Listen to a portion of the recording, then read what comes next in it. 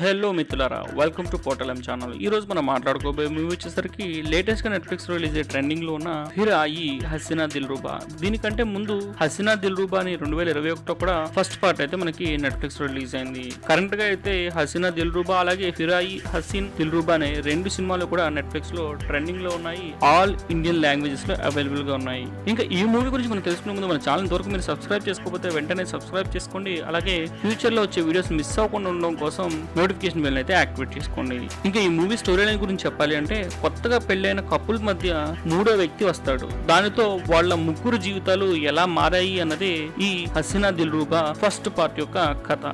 వీళ్ళ జీవితాలు ఒక మర్డర్ కేసులో ఇరుక్కుపోయి ముగ్గురు కూడా దాని నుంచి ఏ విధంగా బయటపడతారా లేదా ఇరుక్కుపోతారా, ఎవరు బలవుతారు అన్నదైతే మొదటి పార్ట్ లో చూపిస్తే, అలాగే సెకండ్ పార్ట్ లో ఈ కేస్ ని మళ్ళీ రీఓపెన్ చేయడం వల్ల ఈ కపుల్ పడే ఇబ్బందులు, అసలు వాళ్ళ జీవితాలు చివరికి ఏమవుతాయి అన్నదైతే ఈ సినిమాలో మనకు చూపిస్తారు.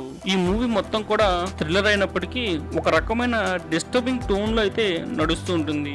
ఏదో నవల్ని ఆధారితంగా వీళ్ళు క్రైమ్స్ ని చేయడం అనేది ఒక ఇంట్రెస్టింగ్ ఎలిమెంట్ గా పెట్టినప్పటికీ అది కొంతమందికి నచ్చకపోవచ్చు. సో ఈ మూవీలో ఎక్కువగా సినిమాటిక్ లిబర్టీస్ తీసుకున్నట్టుగా నాకు అనిపించింది. అసలు ఈ మూవీలో ఎవరి మంచి వాళ్ళో ఎవరి చెడ్డవాళ్ళో అన్నది డైరెక్టర్ చూపించాడు అనమాట. ఈ సినిమా మొత్తం కూడా ఎలా ఉంటుందంటే, ప్రేమలో ఏం చేసినా తప్పు లేదు, ప్రేమ కోసం ఎంత దూరం వెళ్ళొచ్చు అని మనకి డిఫరెంట్ మెసేజ్ ఇచ్చే ప్రయత్నం అయితే చేస్తారు. ఇంకా ఈ సినిమాలో ఒక క్యారెక్టర్ చేసే పనికి ఎవరైనా షాక్ అవ్వాల్సిందే. పార్ట్ 1 అలాగే పార్ట్ 2 రెండు సినిమాలు కూడా స్క్రీన్ ప్లే అనేది ఒకటే తరహాలో వెళ్ళింది. చివరి 20 నిమిషాలు ఫస్ట్ పార్ట్ కి అలాగే సెకండ్ పార్ట్ లోను సినిమా మొత్తానికి ప్రాణంగా నిలుస్తాయి. ఇంకా ఈ సినిమా గురించి చెప్పాలంటే, ప్రొడక్షన్ వాల్యూస్ అన్ని కూడా బాగున్నాయి. కొన్ని విజువల్స్ అయితే చాలా అంటే చాలా క్లాస్ గా అనిపిస్తాయి. ఇంకా మ్యూజిక్ గురించి చెప్పాలంటే, నాకు అయితే అంతగా మ్యూజిక్ అయితే నోట్ అవ్వలేదు రెండు సినిమాల్లో కూడా. యాక్టింగ్ గురించి చెప్పాలంటే అందరూ వాళ్ళకి ఇచ్చిన పాత్రలో సరిగ్గానే పర్ఫామ్ చేశారు. ఓవరాల్ గా మూవీ బానే అనిపించింది.